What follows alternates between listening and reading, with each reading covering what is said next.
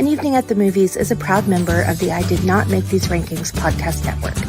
Other shows in the network include Mass Debaters, The Sip List, Crushgasm, Love is Black, Men Are the Prize, Crime Rewind, and Literature Reapers. You can find out all about our shows and more at idnmtrpodcastnetwork.com. Happy listening. You are now entering the world of a movie review. A world full of drama, joy, ridicule, movie spoilers, unpopular opinions, and adult humor for as far as the eye can see. Welcome to An Evening at the Movies.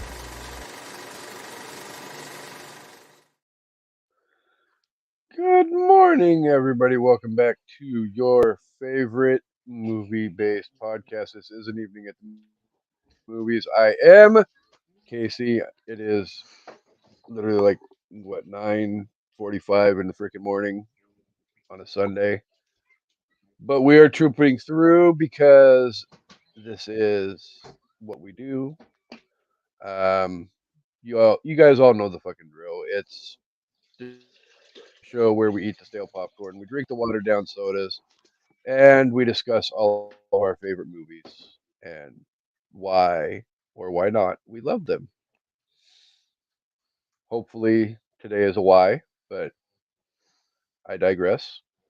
But before we get into the whole beautifulness of this movie, everybody, welcome back to the show. Your favoritist member of the Horror Squad is back with us today. Welcome back, Chance the Rapper. Hi. Hi. I thought for a second I was gonna be like, hey yo, but I was like, no, we can't do that. I thought about it, but I was like, But for real though, I'm sitting here in my head the whole time. Like when we get through to it, I'm gonna explain why I can't stop dancing. Oh, that's funny.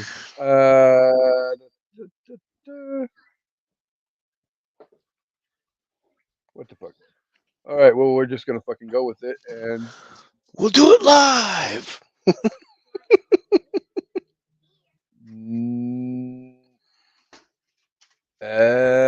that's why I I clicked on the wrong profile. So I don't know if I can. Wow. Save changes. And we're going on the fly. I think I might have fixed it, Nice. but we're idiots like that. So we will refresh. But anyway, um, how's life been in the Iowa, Mr. Chance? Pretty good. I mean, just been working and doing the thing and just you know, it's been getting hot. It's getting to be about that time of year when it starts to get unpleasant.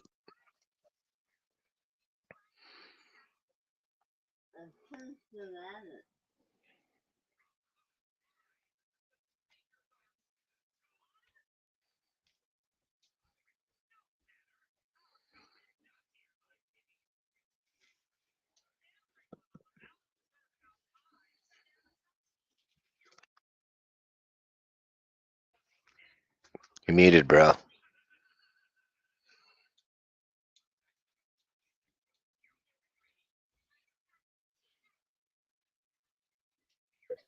So now everything should be fixed. 5 by 5. Evidently, when I clicked on the different profiles to go live, I clicked on the Twitter page instead of the Facebook page. So I'm sitting here during the intro trying to find the damn live stream on Facebook. That's all right. And it's not popping up. Like refresh. I'm like, where is it? so that I can change the public thing. And it's like, oh, it's on Twitter and YouTube, not Facebook. That's all right though. It is all right. And 12 hours later, we're going to be watching a amazing freaking movie today. Spoiler alert, that may come into play when we get to the review portion of the show. But I digress. Um, this movie is a Wesley Snipes classic, dare I say. But we're going to be discussing the original Blade movie.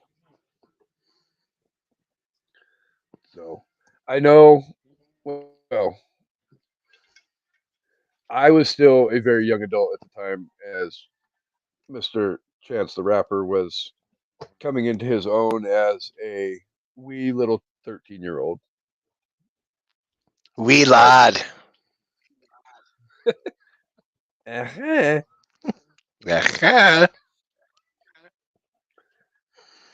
So definitely, I feel like this discussion is going to resonate in very similar ways for both of us. So, um, if you are ready, sir, we can rip the band-aid off and do what we do and make podcast magic. Oh, I'm ready.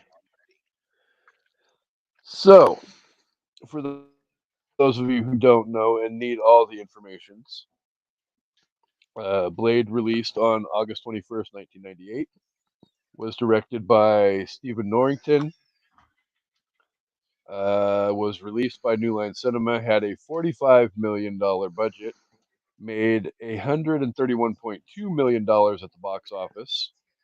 And before we play Guess the Rotten Tomato score, if you would like to watch and you haven't watched and would like to find it streaming, you're shit out of luck because it's not Yeah, available anywhere in the. I was gonna get so mad, dude. You have to pay the $3.99 to rent it from wherever you rent your streaming services from. Yeah, if you'd have said, "Oh, it's on this," I'd have been so mad.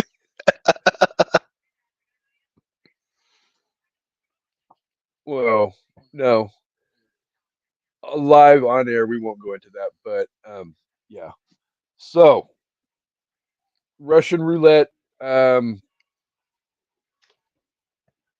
Tomato guessing score time. You know, honestly, this I don't honestly remember this ever being very poorly reviewed. So I'm gonna start my guessing somewhere.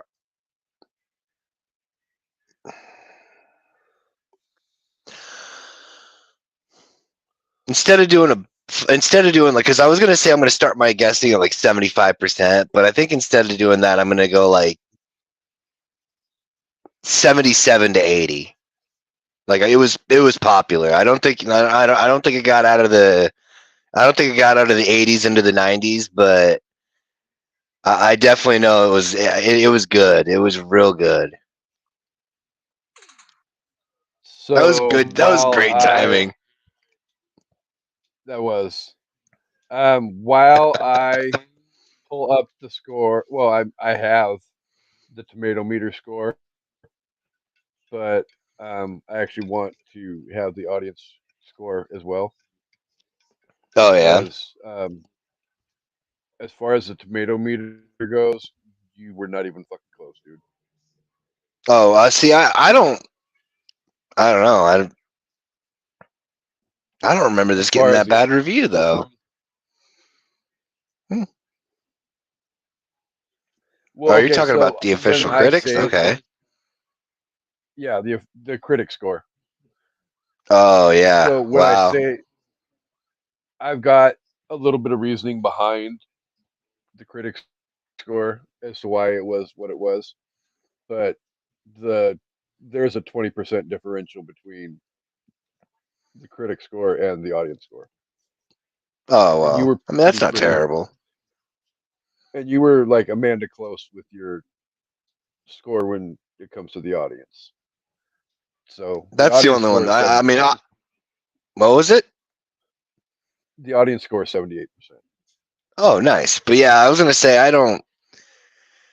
For critics, I don't really necessarily. I mean, for me, like if I can get close in the audience realm, that I call that a net win for me because I mean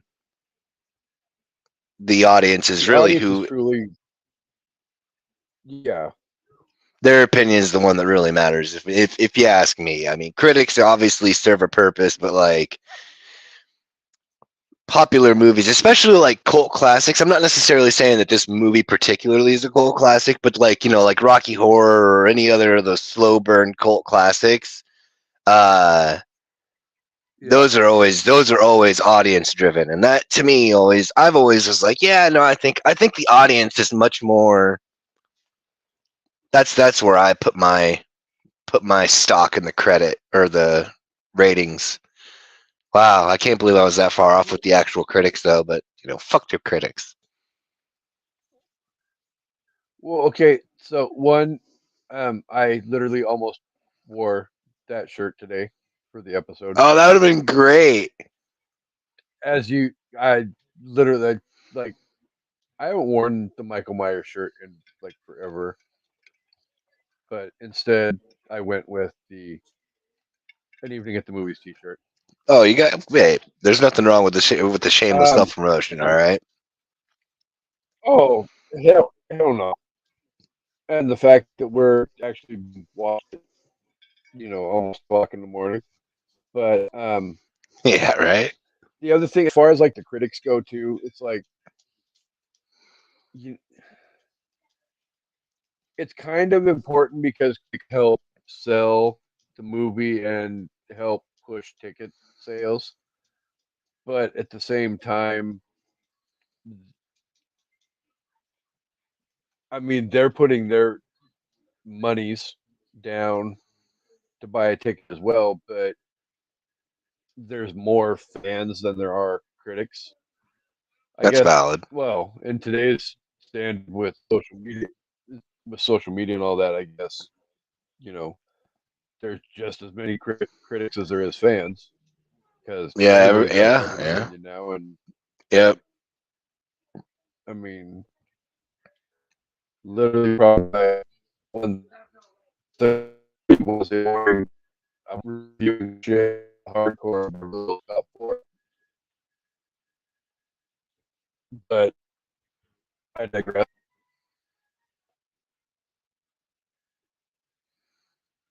Do do do do do boop boop do do do do boop boop do.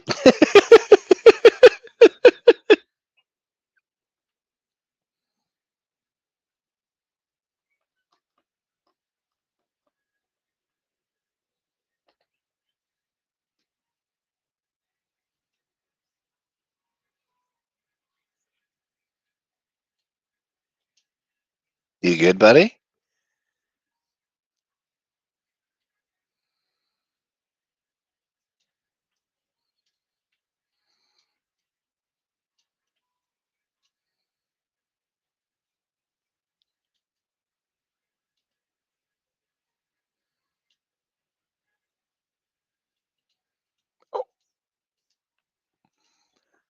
Now I feel like Garth off of Wayne's World 2, where he's like, everything's all right.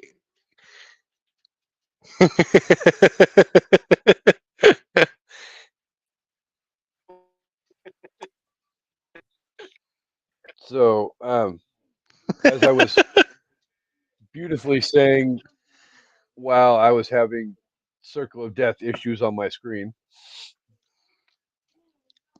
um, yeah, it's all about the audience. Fuck the critics.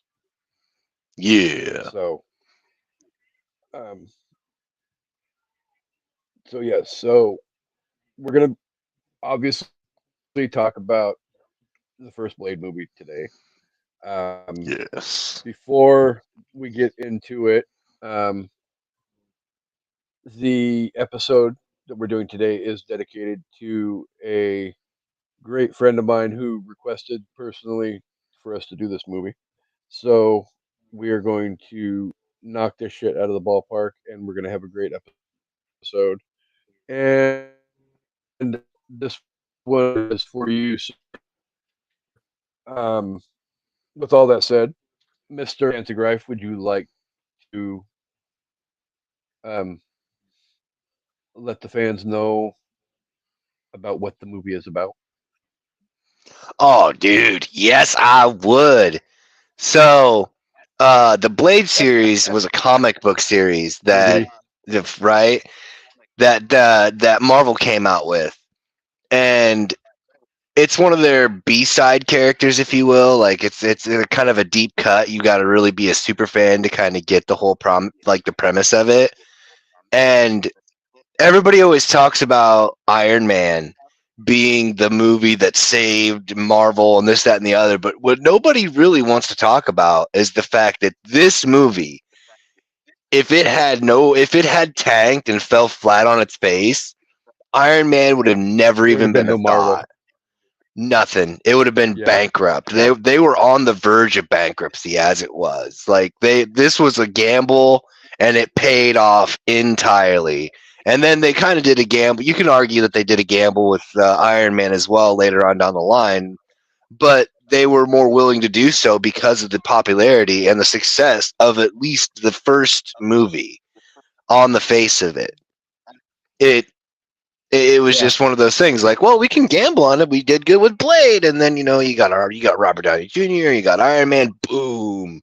Then you got the MCU, and then the rest of that part is history. But honestly, like, my dad was the one who introduced me into like that character and everything like that. And then when the movie came out, we were watching it, and it was just it's one of those things. Like, it's like nostalgia and the modernization of it all, because I really thought that whatever changes that they had made from the comic to the actual movie were so well, like, it was just so good.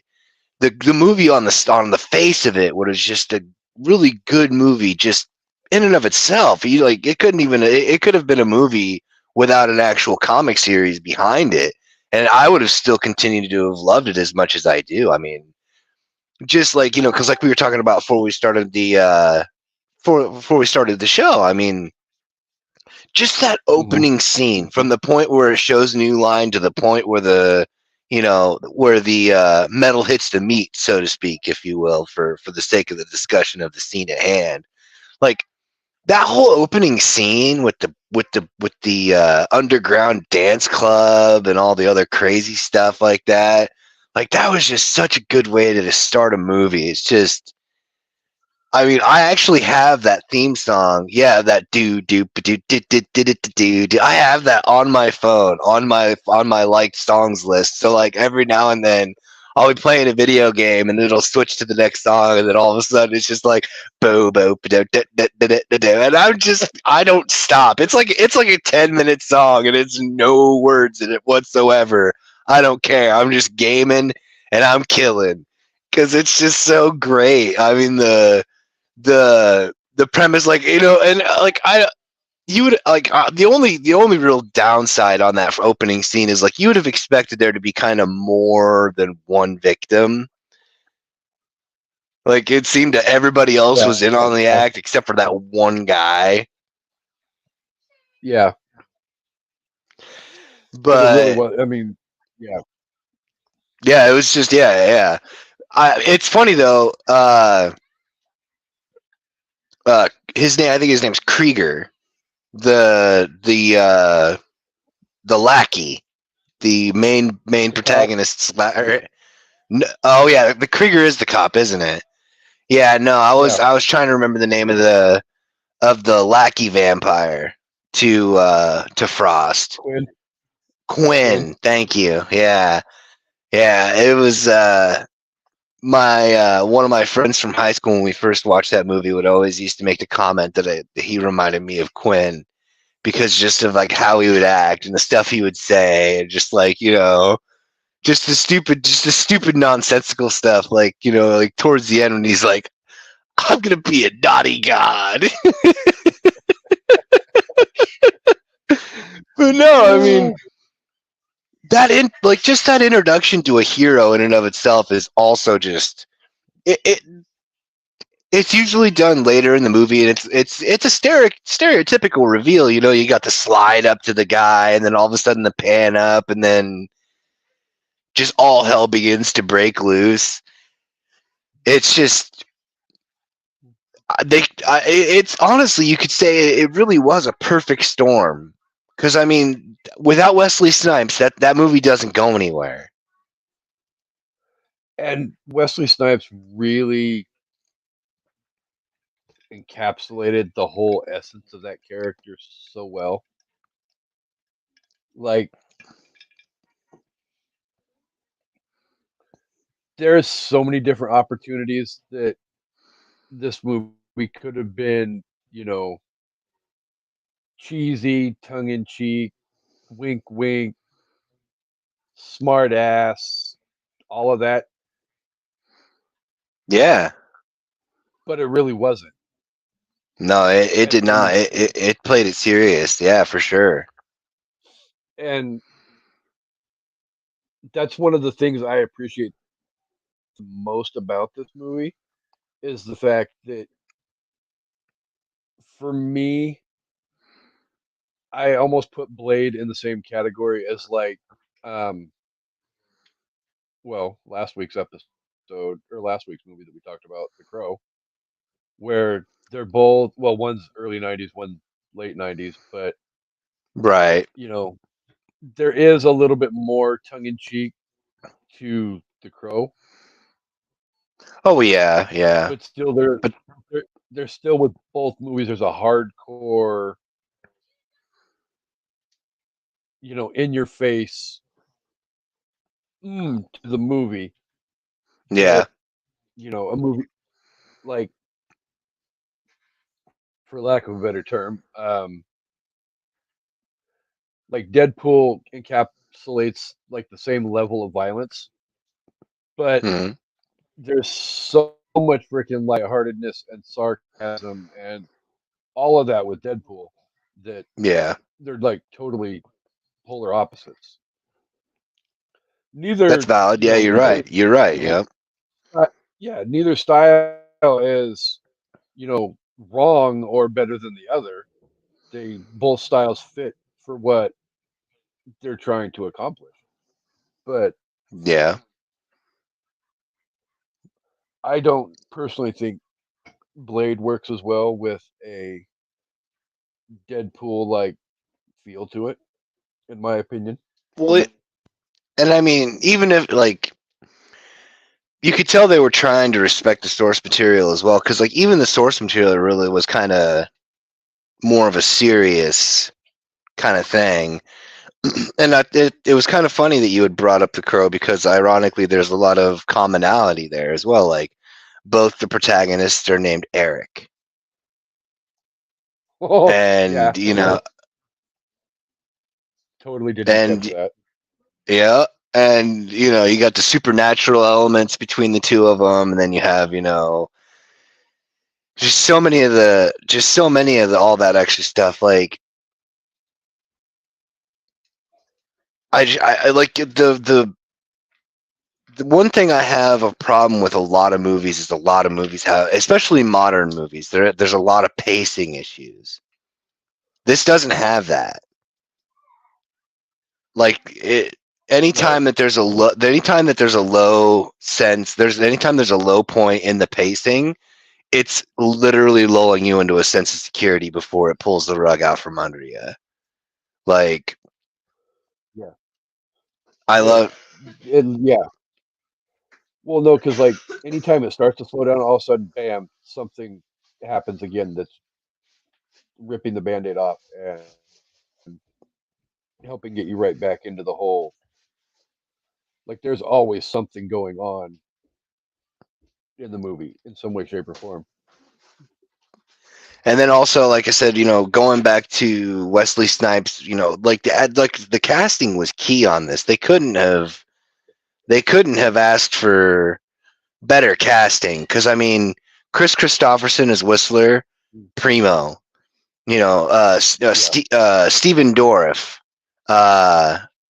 the bad guy, Frost, awesome. Just, and even there's even like, you know, the leader of the Pure Blood Mafia, whatever you want to call it. I only remember him so well because he was the butler in Pamela Anderson's Barbed Wire. Oh wow. He was Pamela Anderson's Alfred. Oh man, that's a movie I have literally not seen since like it came out on VHS. Yeah, same here. But yeah, no, there's just so much cool stuff about it. Like you got the, you know, of all the doctors that he saves at the hospital, it's a fucking hematologist. Go figure. And then, you know, they figure out a way to, you know, cure her. And then Whistler, he's like, you know what, you know, I ain't got no qualms with killing her. And, you know, like I said, Chris Christopherson was such a great, you know, a great choice to play Whistler, just because, I mean, he's a pretty good actor to begin with, but it's just like it ties so well. And well, it definitely fits his real life persona as well. Like also valid. being kind of sort of an edgy, I don't give a fuck type. I mean, you look at who some of his best friends in the music industry were: Johnny Cash, Waylon Jennings, Merle Haggard, and him. Yeah, the outlaw country Yeah, genre. like none of them gave two shits, and in a lot of ways, that's basically what Whistler is. Yep. And you know, I mean, it just goes like the whole thing. It just goes straight down the line. You've got the whole mafia style takeover, like an internal mafia takeover amongst the vampires when the young overthrow the old, and then they. Although I do have a couple of gripes. All right, so my first gripe, it's kind of an unexplainable thing when they kill the lead dude and then take over the group. They you know, that one you could kind of pull away, like, okay, they took him out in the sunlight, they killed him and whatever. They didn't burn up because I guess they were covered up in, like, you know, thick covering. That makes sense. But like later on when he kidnaps that kid and has that, you know, like confab with Blade in the middle of the day, and he's okay because he's covered in SPF 6 billion.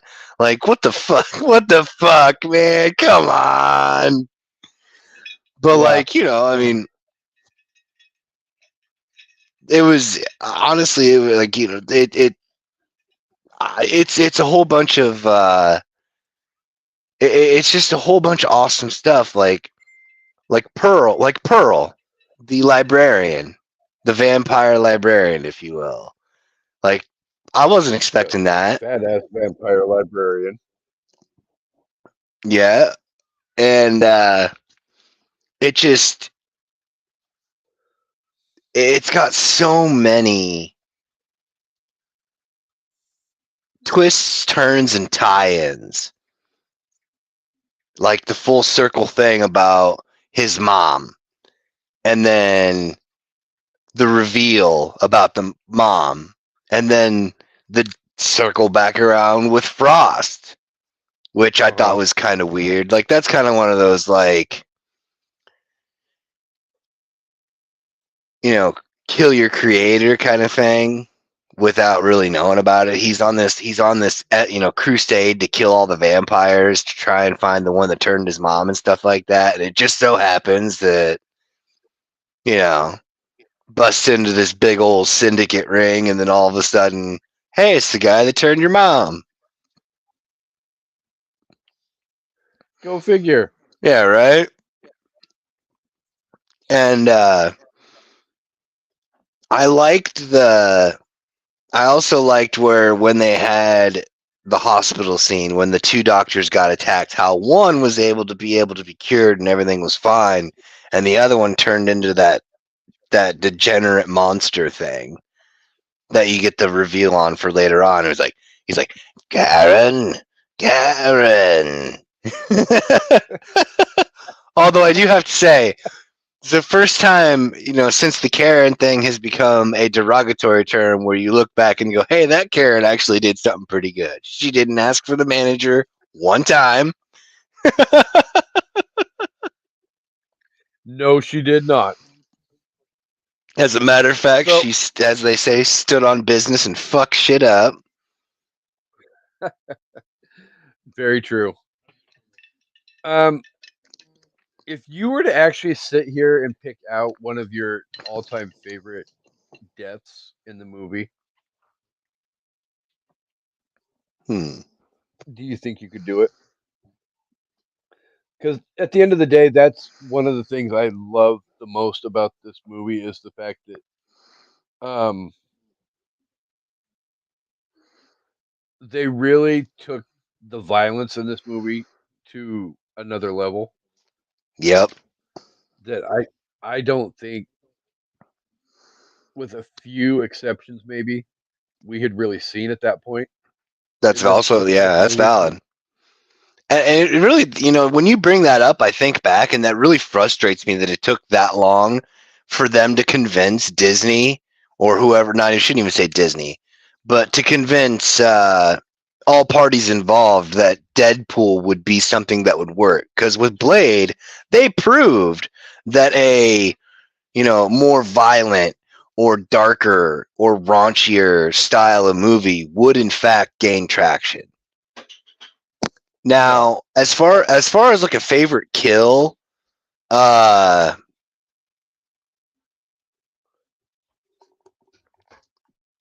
excluding the main boss, because that main boss kill was pretty cool, where he sticks him with all that EDTA and then Yeah. he blows up like a balloon and explodes and stuff. I thought that was pretty cool. But if I was gonna pick like my favorite kill is actually like a super random kill. Like I want to say it was like an unknown henchman even, where he's like fighting and he's all hand to hand in this shit, and he has that belt buckle with that silver string garrote, and he's like fighting, he's fighting, and somebody comes at him and he like, and then just cuts him in half, and they're dead. Goes back to fucking shit up. It's like you're like, wait, hold on, he just cut that guy in fucking half. Well, so mine's kind of sort of like this in the same style of that, Yeah, but I'm gonna harken back to your favorite scene of the movie, being that opening scene yeah, at the club, where you've got all the music going on and the violence and the death and the blood and all of that, and literally like Wesley Snipes has himself backed up against the freaking wall, yeah, and he's got evilness coming from all around him, and he literally just takes his batarang yeah. And just, and just freaking throws it one direction, and it literally goes all the way around the circled room. yeah, Comes I back, agree. and he catches it with the same freaking hand again. And then he smiles. Yeah, it's like it's that type of stuff that make Blade.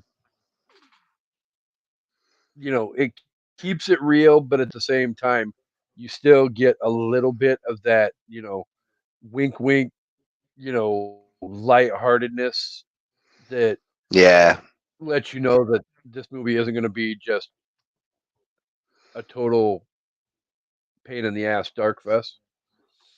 it's not going to be no Roger Corman's Fantastic Four. Oh Jesus God!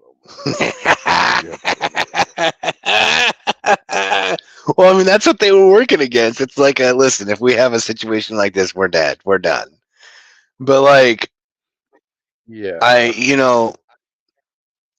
I liked the I liked the where you get to watch Quinn's arm kind of progressively just slowly start to get better over time. I thought that was pretty awesome. He takes his fucking arm off again. He's like, ah! Dude, cut my damn arm off again. Again. But I mean, And like, just when it starts getting there you go again. yeah, right. Oh, nope, gone. And then that's my arm. No, I like honestly just it was honestly like James Bond meets, you know, Mhm. you could say The Crow because you have that retribution or vindication of a past deed done, a past wrong committed. The only I guess to say, like, another one of my problems that I had was how they consider Blade to be half mortal, half immortal. You can't be 1 foot in, 1 foot out. It's like he's not necessarily immortal. He's just, less mortal. Because when they put him in the thing and they got his blood for the blood magic thing, he was he was pretty close to fucking dying. He was pretty close. Until Well, the yeah, doctor's 'cause like, even Karen shows up and saves him, and they have like the Han Solo and Carbonite moment, right? and he's all like falling out of the The contraption tomb kind of thing.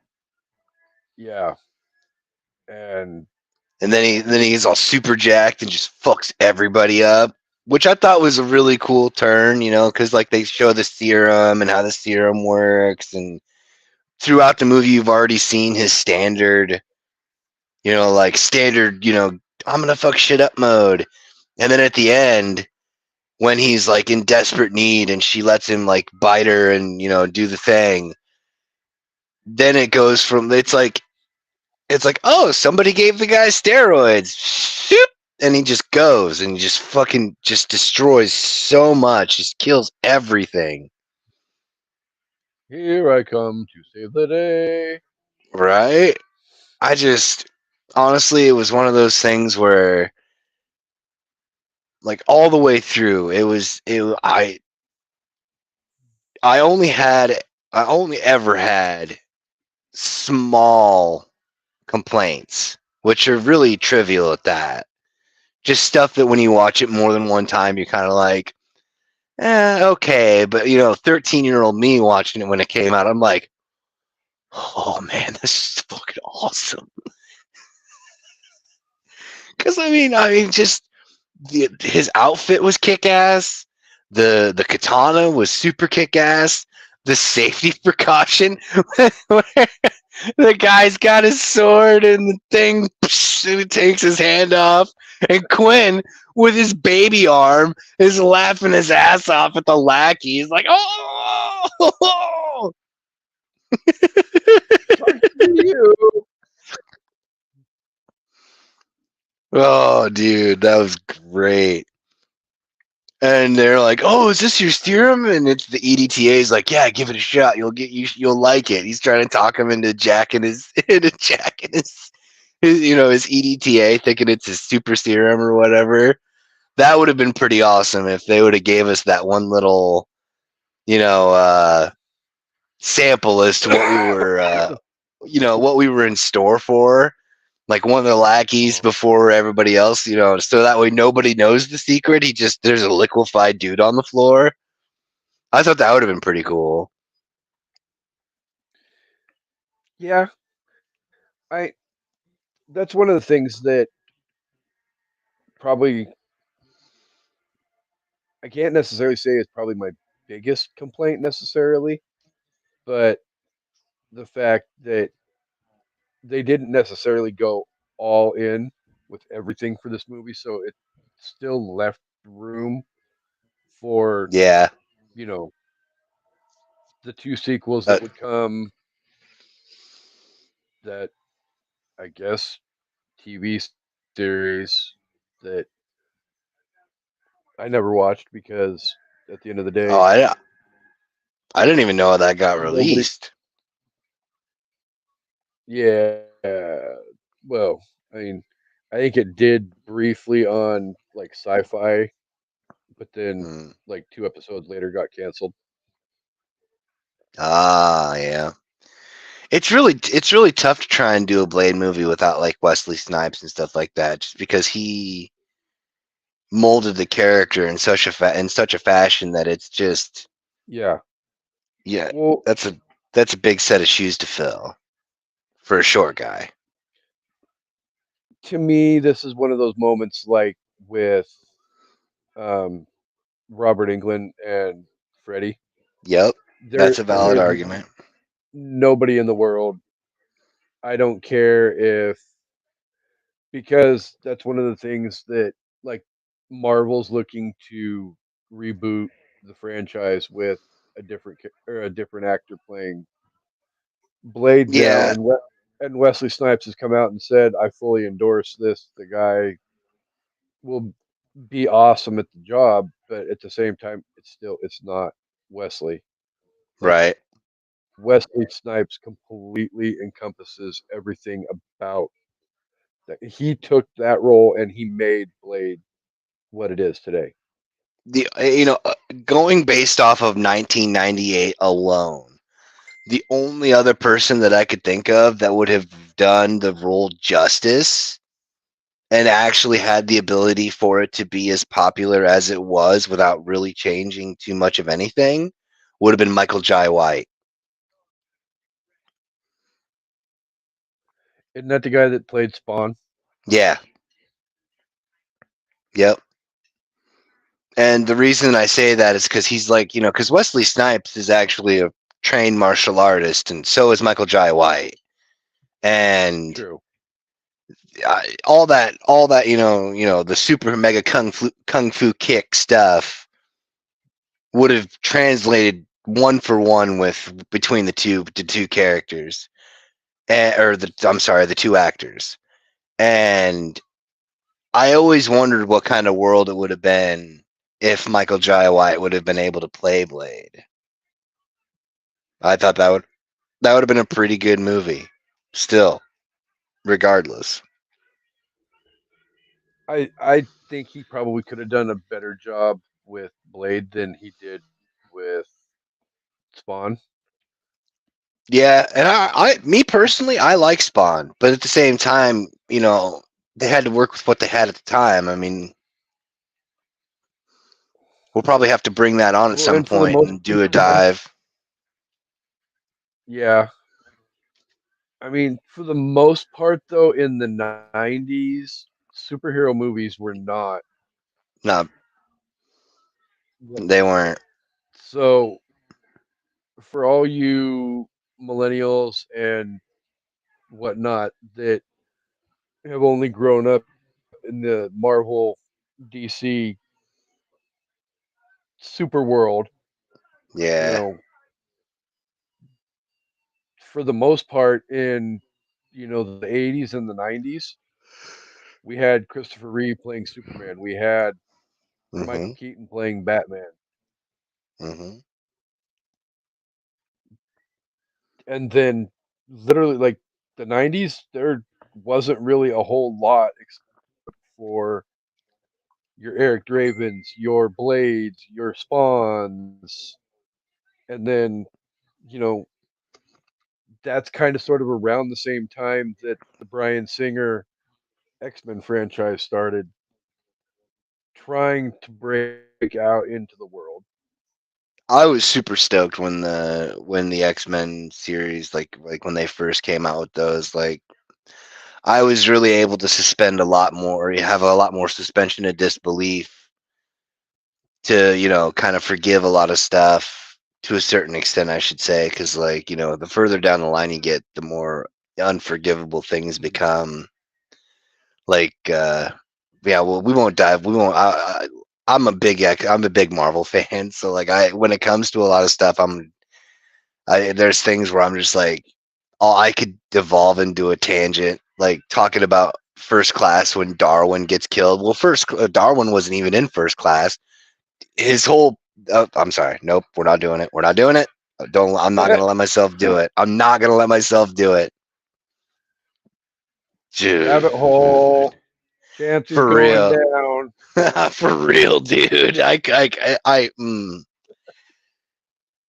that was one time where I got belligerent angry watching a movie because it's like, how are you gonna kill the guy whose secrets or whose special, superpower is the ability to evolve to survive? I mean, literally, he fought the Incredible Hulk, and when the Incredible Hulk punched him, his evolution superpower literally he transported to space. He just boop, gone. His body noped out and was like, I'd rather be in space than get punched by the Incredible Hulk. All right, come on. But The previous message was provided for you by Chancey Greif. Hi. All correspondence can be directed to all of his social media that will be provided at the end of the episode. Indeed. But running back to Blade. I have to ask you though. Did you see the Mother's Return? Did you call that comeback? When I first saw the movie 26 years ago, Yeah. no. Yeah, I didn't really either. But I did think it was kind of weird how that wasn't like she was when she was trying to talk him into joining their side, she was not very motherly. It was a very weird. Like I was like, listen, you gotta kill this. You gotta kill this lady, otherwise you're gonna lose all credibility, dude. Yeah. She was Slim Shady, the real Slim Shady. She was beyond shady. Like she was, dude. She was like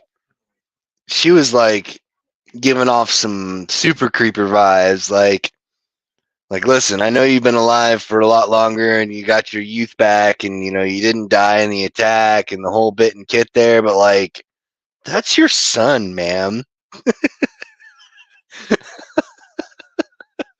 Right? Right? Well, and at the end of the day, too, nudge, nudge, wink, wink, but the lady that plays his mom happens to also be the secret crush of your VP himself. Oh, well, I don't blame him. I don't blame him one bit. I mean, hey. No, not at all. I can't fault him for that in the slightest. That was one of those moments where I was talking to him the other day and I mentioned that we were recording this episode this weekend, and he's all like, nice. And then he's like, and on top of it, it's got her in it. And I'm like, oh, yeah. So, yeah.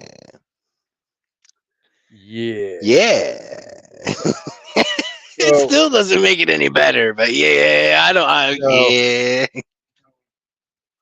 So, if you were to encapsulate all of your feelings about this movie and slap a 5 out of 5 or an out of 5 score on it, what are your thoughts on the movie?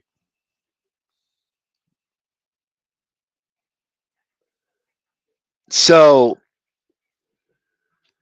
I mean, in all reality, like the first movie on the standalone, it's really close to perfect. There's not much that I mean, outside of the stuff that we kind of brought up and kind of, but there, I mean, it's a movie that I can honestly watch numerous times throughout a year if I wanted to. Like, it's just, it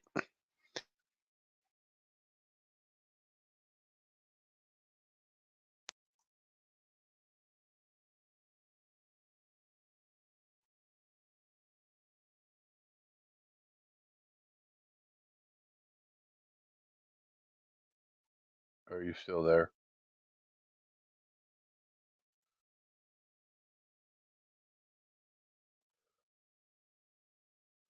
John Seagrave.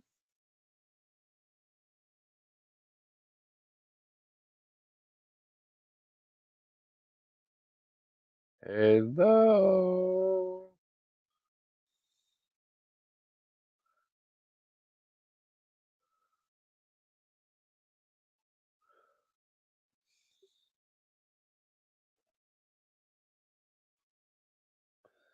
So I'm hoping that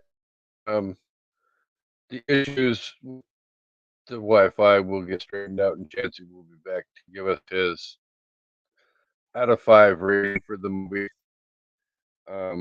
I guess in the meanwhile, while we wait, I can speak to the fact that I'm pretty sure we'll be using up, but there isn't a whole lot of bad or negative to say about this movie as a whole.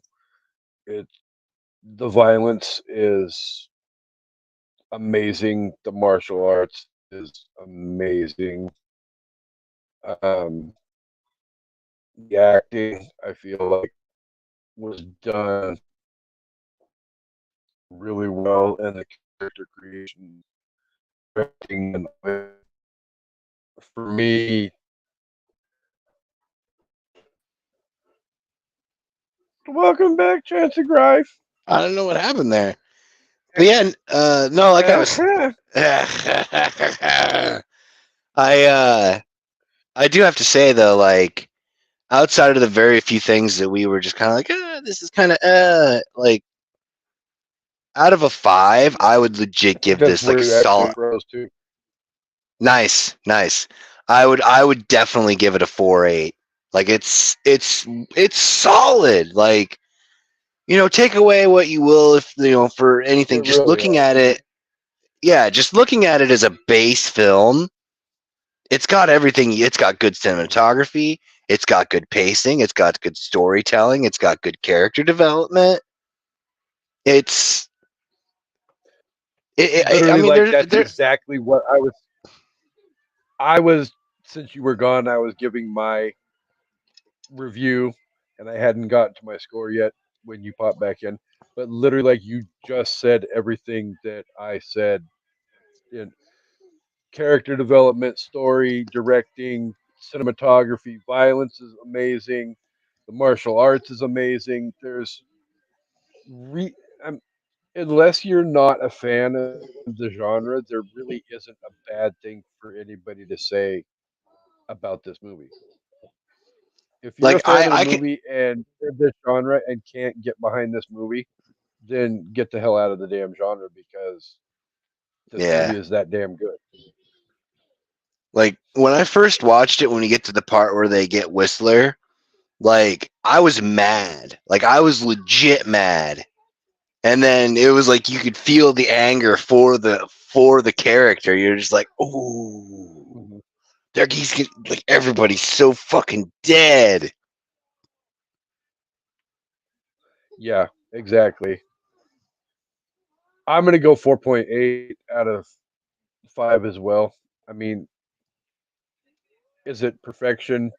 No, but it's about as close as you can get without being spot on perfect. So, is that something that I'm willing to second for the sequel and the end of the trilogy? tune in down the road when we discuss those two movies. And yeah, for sure. I'm not going to I mean, spoil those episodes for everybody just yet, yep. All right, I won't either. I won't either. but definitely, if you're a fan of these type of movies and haven't seen this movie yet, I'm pretty sure it's safe to say that Chancey and I both are recommending you go spend the $3.99 and rent this movie online and watch it, or Absolutely. literally just rip the Band-Aid off and go to Amazon and buy the damn. You can buy like a 4 pack of Blade, Blade 2, Blade Trinity, and the series Oh, for like nice. for like for like $12. Oh, wow, really? That that's cool though. I So yeah, mean, it, it's not expensive at all. So definitely, there's no excuse for anybody to not go pick these movies up. Like oh, for sure. literally, And I mean they're my good. yeah, literally, my buddy that recommended this movie has that said 4 pack that he bought from, I believe, Walmart. So Yeah, it's yeah, honestly, like you were saying, it's the things you could complain about it are so small that they get it's not lost even in the worth sauce. Yeah, complaining. for sure. Yeah. So this was a whole hell of a lot of fun reminiscing about a movie. And at the end of the day, as we all know, and I've mentioned numerous times, I love vampires and vampire movies. Yeah. So this movie makes its own lore, but then at the same time doesn't stray too far away from the foundation of what vampires are, that Yep. it's worth even like not naming any other vampire franchises that may or may not be set 2 hours north of Aberdeen, Washington, in a small community named Forks, Washington. But um,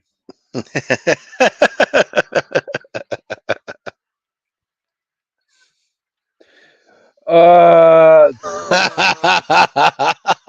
but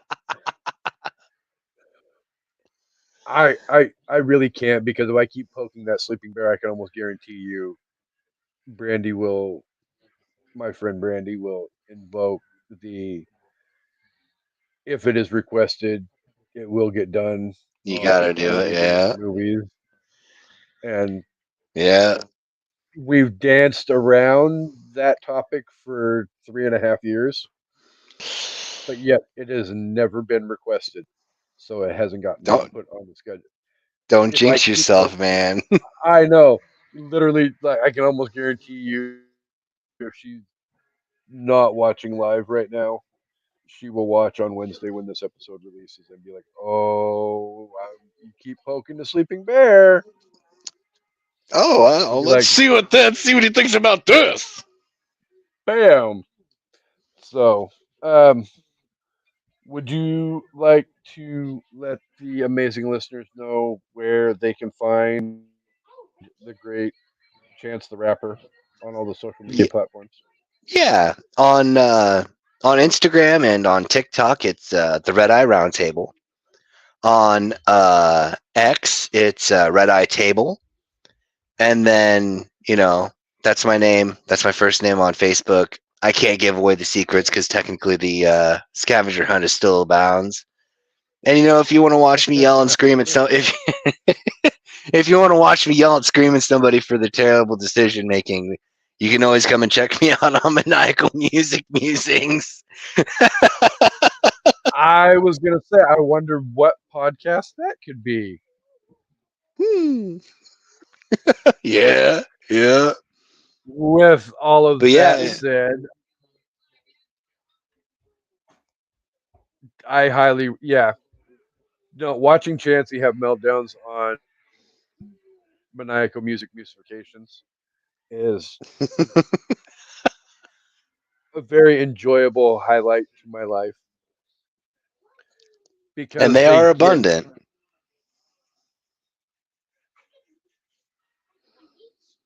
They are quite abundant.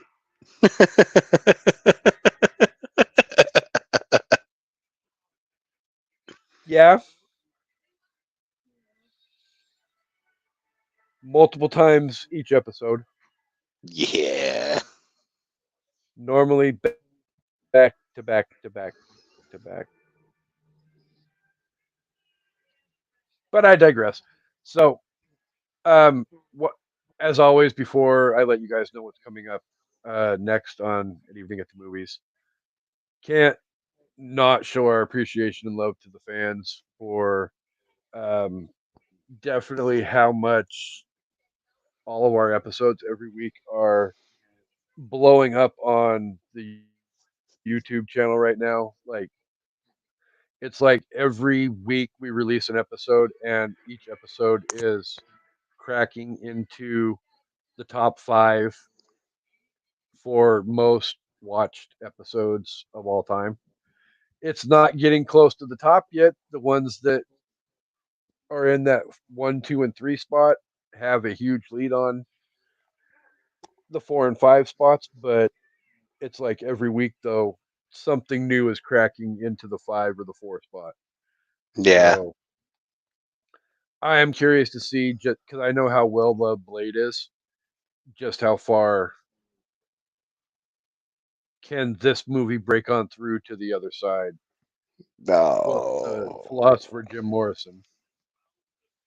nice. So definitely thank you guys for being here every week and supporting us and showing your love and coming back every week. You guys are incredibly amazing. Now start the 30-minute clock for what's coming up next on an evening at the movie. No, it's not going to be 30 minutes. I'll do it really quick. But next week, whoever's going to be here for it is welcome to be here for it. But next week we will be discussing the brand new released to Netflix classic Beverly Hills Cop Axel Foley, uh, followed by 3 Men and a Baby, followed by a crossover episode with Literature Reapers, where we will be discussing the Songbirds and Snakes on An Evening at the Movies, and then on Literature Reapers, we'll be discussing the book, The Ballad of Songbirds and Snakes. So, Literature Reapers is coming back. Um, Definitely 100% tune in for that to find out about any potential changes that may be coming to that format. But we've got lots of news coming for that show as well. Um, Don't forget to check and out the then, Hellbound Heart episode. I mean, I don't know how, but that's one I believe the number 2 most watched or most listened to episode of Literature Reapers all time. So, and then coming up after Ballads of Songbirds and Snakes, your amazing horror squad will be back with you in full effect at the end of the month to be discussing a 1980 classic, The Friday the 13th. So, also in August, we will be discussing a lot of animation movies as per requested by my amazing co host, who may, well, she isn't here, but she should be here for most of that month, as well as there's a very good possibility that we will have a special guest from the I Did Not Make These Ranking podcast network, Miss Kendra Beltran, Nice. will be here for a few episodes as well.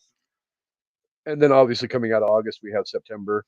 And for those people that have been here since the beginning, you know what September is. And that is Stephen King Birthday Bonanza Part 4, followed by Halloween Horror Fest 2024. So I won't get into what we're discussing in September, and we still haven't set ideas for October yet, but lots of big stuff is coming. So you can always find us on the social media and stay updated as to what's coming.